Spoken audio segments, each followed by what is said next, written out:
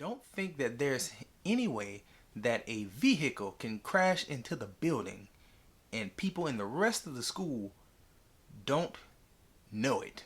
Like, they still had teachers teaching classes. Like, nah, I don't think that would happen like that. I don't care how big the damn school is. If the building is connected, there's gonna be some reverberations that are felt throughout that building that people would stop and say, "Hey, what the hell is going on? That's a loud noise." Hey everybody, welcome back to Whole Views. My name is Corey. Subscribe to the channel if you haven't so far, but we're going to be doing a spoiler chat for Run, Hide, Fight. I did a video talking about a trailer for a movie called Run, Hide, Fight. My initial reaction was, I'm interested as a teacher because, I think about these situations. I also thought to myself, this probably won't be as big as what people expect it to be. Put that trailer out. I didn't find my reaction was anything special. I didn't feel my commentary was anything special. But I got like 7,000 views and counting and a lot of comments. And I read through them. I responded to some. It was great to see success in such a small little video. But I was like, there's a lot of people saying a lot of things in the comments that make me want to see this film even more now. I heard things like this was a conservative based film. Have no idea what you mean by that. Like, I heard a lot about critics panning the film because of the topic and how it approaches the topic. I was really intrigued by that angle and wanting to see what they mean, so I sat down and I watched the movie, and here are my thoughts. Being frank, this was not a great movie. Now, I'm not saying it was trash. I'm not saying that, it deserves to be a rotten score, but it just wasn't the best movie in the world. Let's get into my negatives to start things off, then do the positives, because I did feel like the movie got better as you watched it, and then I'll talk about just things that stood out to me as a teacher looking at this movie from a realism standpoint. Most importantly, the disconnect between the critics and the audience. Our main actress named Isabel May, I feel like she did a very good job throughout the film. I think the directing is kind of more to blame for any kind of inconsistencies or any weird things you see from her. I did feel like the black guy, the potential love interest, he was kind of inconsistent to a certain extent as well. Let's go into detail though. From Isabel May, I feel like her character was slightly underdeveloped, meaning like as I watched it, like I feel like where did she get the ability to be so savvy from? Like, where do you get that? The lying by the dead body in the hallway, the hiding behind the locker. Like, where does that instinct come from? I heard her with her dad say things like, "Oh, you've been to war," like you're not at war no more. Like, what? Why? I kind of want to get some backstory on that. Didn't really feel like we got enough. It was fine. It wasn't the biggest issue in the world. When talking about the black guy who's the love interest in the film, the issue I had with him was that he was portrayed as bumbling and like nervous in the beginning. And then as things progressed and when the terror was occurring and people getting shot and killed, he seemed to be real cool and collected for the most part. I found that strange. Not the biggest issue in the world, again, but found it strange. Of course, there's little editing inconsistencies and things like that show up in the film.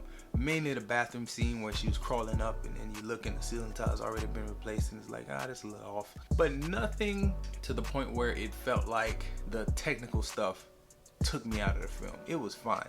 Dialogue was kind of but it was fine. And like I said, as the movie progressed and you got more acting and more like motive behind everybody's agendas, I feel like that's where the movie kind of shined a bit more. Moving on to the positives, I like the fact that you have a female character who is the focus of the story. She's not such a damsel in distress. Like, she's a heroine. She's out here, she's doing her thing. She's instinctively smart, situationally very aware. They didn't have her doing any kind of Herculean stuff. She used her cleverness to outsmart and outwit people with a little assistance from the dad in the science lab scene.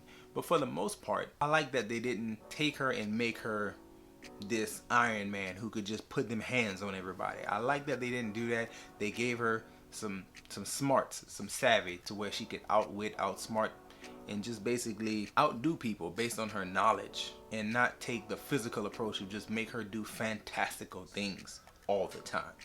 So that was real good. That was one of my bigger positives about the film. Moving on to the real life issues that I take issue with as a teacher, being a person who thinks about things, and I think the scale of the school is really what threw me off as a teacher. So I'm watching this and I'm thinking like, okay, van crashes into the cafeteria. I have worked in 4 schools, been in way more. But if I include those 4 schools and the high school I attended, I don't think that there's any way that a vehicle can crash into the building and people in the rest of the school don't know it. Like, they still had teachers teaching classes. Like, nah, I don't think that would happen like that. I don't care how big the damn school is. If the building is connected, there's gonna be some reverberations that are felt throughout that building that people would stop and say, hey, what the hell is going on? That was a loud noise. Speaking of loud noises, the gunshots. One of them boys had a double barrel. The other one had an MP40, a World War II submachine gun. And I'm like, I just don't feel like the staff of the school was portrayed in with any level of competence. Like, the office would not hesitate after this person says, I have guns in the cafeteria. Like, send somebody to confirm. Nah, we're gonna just take that threat serious. Like, he say he got guns, well, somebody get on a walkie, because there should be somebody in there, and let's figure this stuff out. Another thing about that scenario that just stood out really big to me as a teacher is that cell phones. We all know students have phones on campus. We all know students love to use these things. So you're telling me that a van crashes into the school and nobody texts anybody else? Like, I know that there, the shock of it all. Shock exists. People freeze up. But I just strongly believe that once a few shots were fired and kids had their phones on them, they would have been texting intuitively, like instinctively on their own. Like, oh my God, someone in here has a gun. Oh my God, they shooting up the school. Those text messages would have went out to either other students or parents or somebody. Like, there would have been a much better response. Given credit where credit is due, they drew up the villains in this movie to be very smart, because what they did, the bad guys in the movie, by tying up the fire department, the police, and everybody else with the separate fires and the fake bomb threat they called in, wonderful. This is the definition of small town action, which also leads me to believe that the school cannot be that big. If the town is small, the feeder school's gonna be small too. The high school should be a few thousand kids. A building that should house a few thousand kids, you should feel it when a van goes through it. But going back to giving credit, burning something here, burning something on the other side of town, calling in a bomb threat. Beautiful as far as like getting the police response to be scattered and slow to go where the actual chaos is happening. I grew up in a very small town, and there's one officer on duty. So if I see so-and-so get pulled over here, I know I'm free to do whatever over here because the one officer on duty is here. Same situation that existed in this movie. I thought that was smart. That was good. That was good writing and, good plot. But moving past that, let's get to the most important part of this review, this video, to me, and that is the disconnect between the critics and the audience. I see on Rotten Tomatoes that this movie has a high audience score and it has a very low critic score. I read a few snippets from some of the critics, and immediately I understood what they were upset about as far as this film was concerned. The idea or the notion of building a film that is an action film with a hero based around a school shooting, for most critics that I saw, was the thing that was the turnoff. I understand that, but for me, seeing that, and even as a teacher, seeing a movie based on that premise is not triggering. It didn't initially just upset me to know that, wow, they're making a movie about a school shooting, like they're trying to profitize off of trauma. I didn't see it that way. Now, there are other films that I do see as traumatizing because I relate more to the trauma of that situation, and it just feels more personal to deal with that. It's weird because I'm a teacher, and I would think that it would be real personal to deal with a school shooting, but I've never been through one. I've had a few serious lockdowns, things that I've went through that were real threats to the school and the students and things like that, but never an actual shooting. So to the critics who would feel like this movie is, packaged trauma, selling America's trauma back to it, with the rash of school shootings or mass shootings in the last few years, I would say, I think there's also a large segment of the population that kind of disconnects from that and does not see it as a national trauma and don't feel traumatized by it.